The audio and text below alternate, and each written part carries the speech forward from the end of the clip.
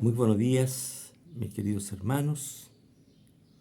Dios les bendiga en este día en que de igual manera como la semana pasada ya nos aproximamos, pasamos la mitad de la semana, nos aproximamos al día del Señor, al día santo, el día en que nos congregamos y celebramos el segundo domingo de Adviento. Tiempo en el cual nos preparamos para celebrar la Navidad, para recordar con acción de gracias, con gratitud, la manifestación, la expresión del amor de Dios al enviar a su Hijo, a su único Hijo, para que naciera, tomara forma humana, cuerpo humano, habitara en medio de los hombres y padeciera para luego morir en la cruz por nuestros pecados. Hoy día, mis hermanos, quiero traer un texto a ustedes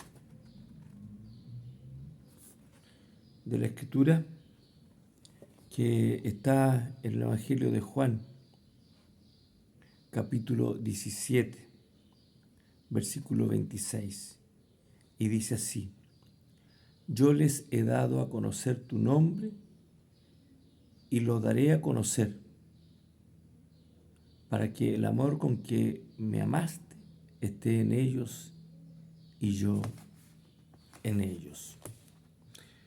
El Señor bendiga este texto de la Escritura. Hermanos amados, el hecho de que hablemos en este tiempo de Adviento de la comunión con Cristo, de nuestra relación y comunión con Cristo, hemos de entenderla primeramente porque no es un aspecto simplemente asociado a un pensamiento, un aspecto doctrinal simple que surge al interior de una congregación, de una iglesia, de una denominación o de una confesión, sino que la unión del creyente con Cristo tiene su inicio o forma parte del pacto de redención. Y como tal, es decir, este pacto de redención no es un asunto simplemente de un suceso aislado en la historia de la humanidad, sino que este pacto de redención tiene sus raíces en lo que se denomina el pactum salutis pretemporal entre el Padre y el Hijo. El Padre y el Hijo, el pacto que hizo el Padre con el Hijo.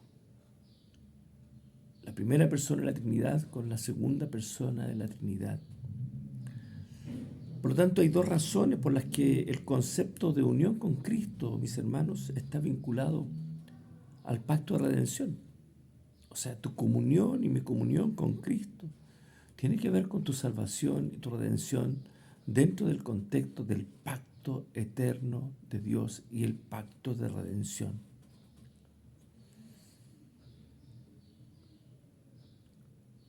En el principio, podemos decir de que nuestra relación con Cristo tiene que ver con aquello que los principios, como nosotros interpretamos esto. Como dije, hay dos razones por las que el concepto de unión con Cristo está vinculado al pacto de redención. La primera es una razón que tiene que ver con un hecho histórico y la segunda es un hecho teológico. La historia nos relata y el ministerio de Cristo, la figura de Cristo, esta historia prácticamente de la redención, ha marcado el hito de un hito también importante en la historia de la humanidad.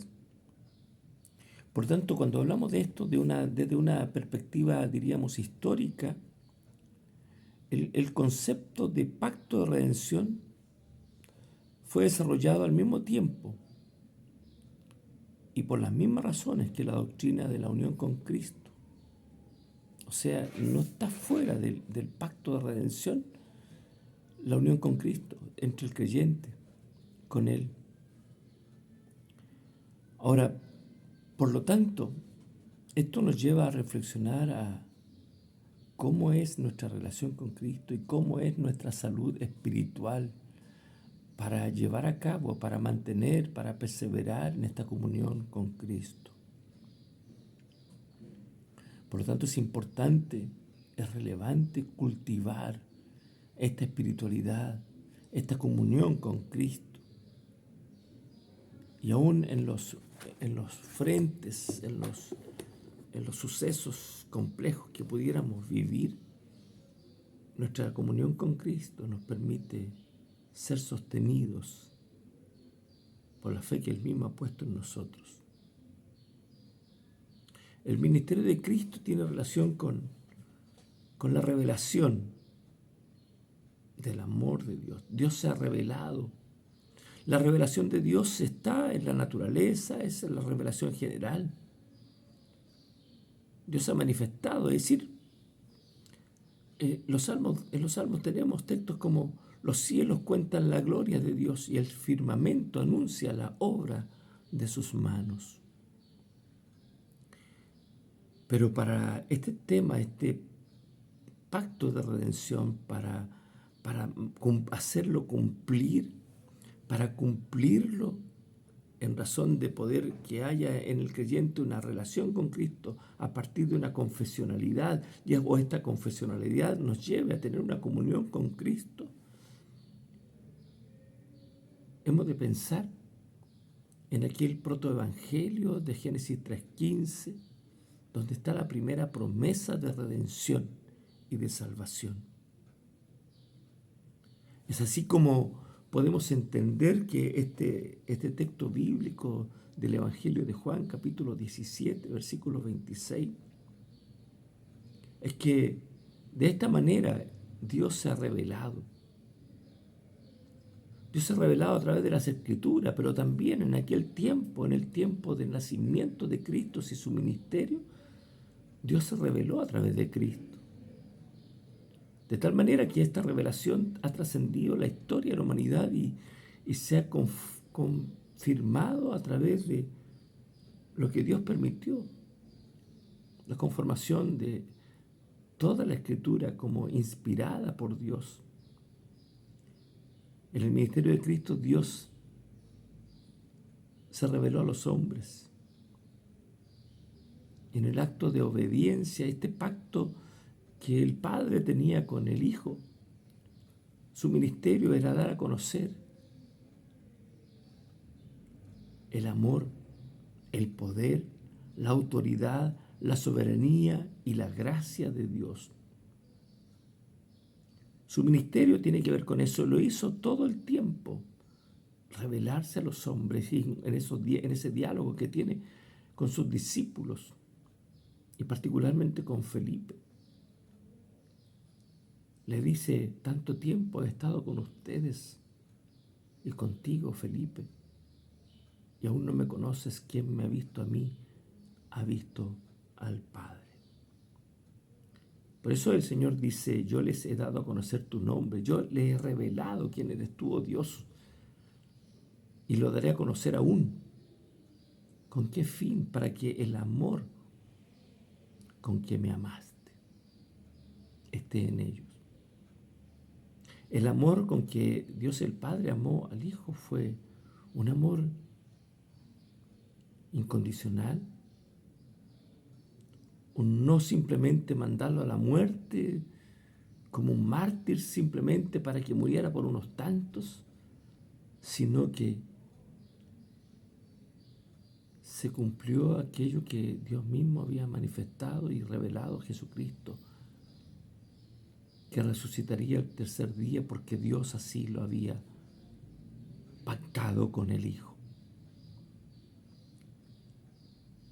De tal manera que el Hijo volviera a la presencia del Padre y estar sentado con Él a la diestra, a la espera del tiempo que ha de cumplirse en su segunda venida.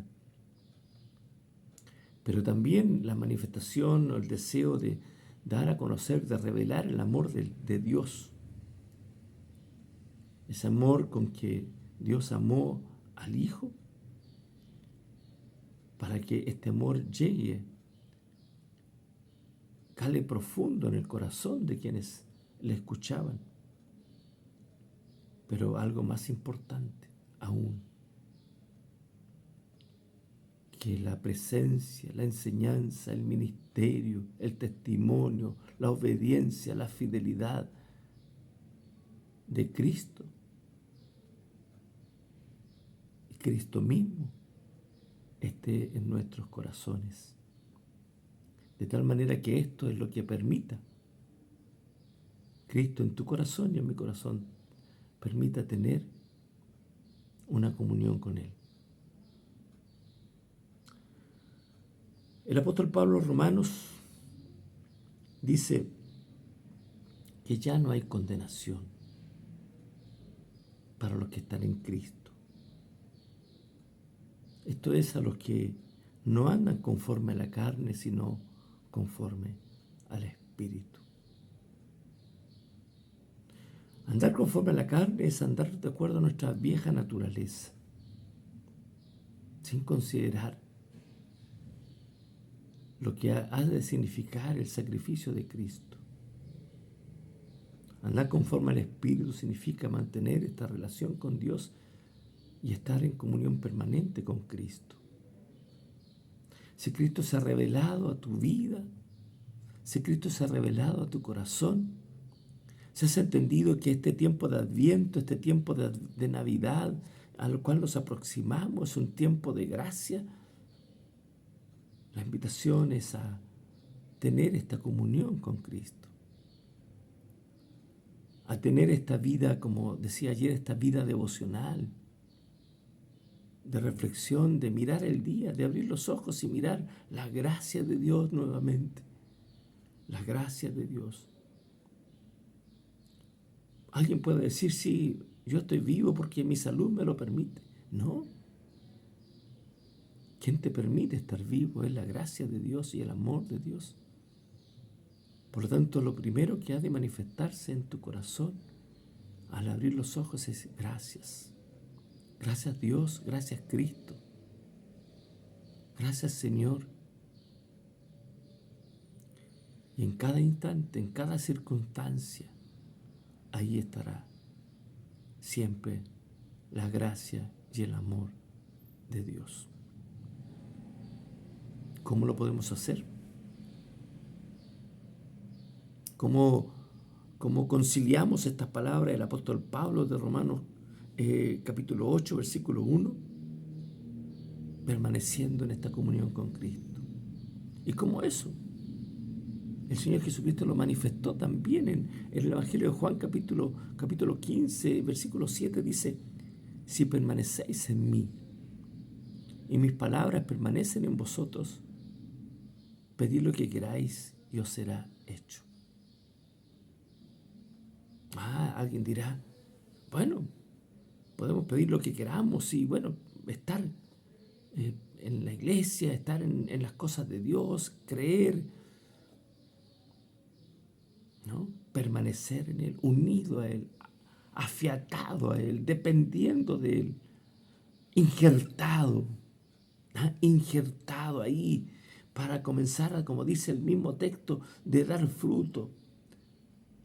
El que permanece en mí, dice, lleva mucho fruto. Porque sin mí, dice el Señor Jesús, nada podéis hacer. Qué tremendo. La ilustración de ayer acerca de la oración implicaba los aspectos de que la creencia o la fe y la oración no son simplemente amuletos.